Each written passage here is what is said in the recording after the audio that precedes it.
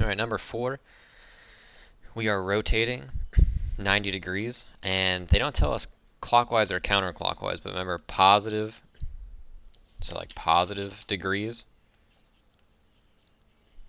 is counterclockwise, negative degrees is clockwise. So we're going to be going this way for counterclockwise.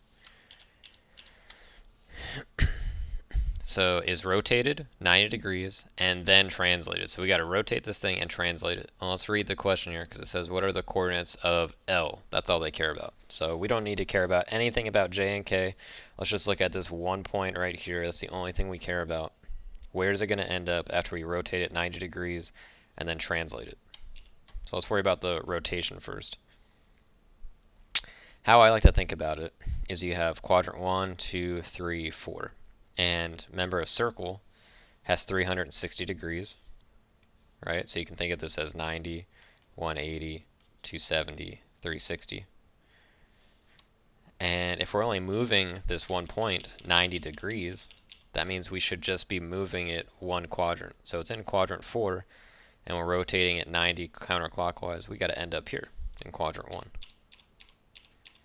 And so right now, looks like we go over 5 because it goes 2, 4, 6. I'm reading this 6, so it's counting by 2.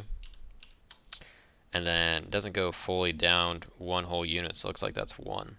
So we go over 5, down 1. So really, and how I taught it in class is like here's this rectangle, and we got to rotate this thing about the center 90 degrees. And so it's going to end up, maybe just draw a circle, it's going to end up around here. Or we were doing the rectangle boxes, like it goes, this is a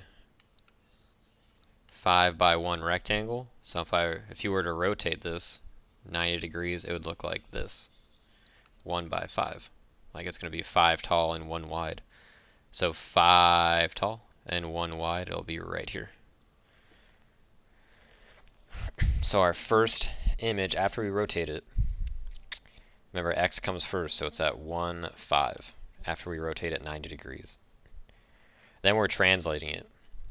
And really, basically what this is you're taking 8 away from the x and adding 5 to the y. So our answer would be, I'm just going to plug in 1 for x and 5 for our y.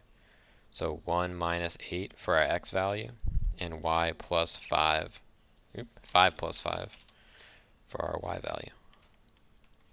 So you get negative 7, 10.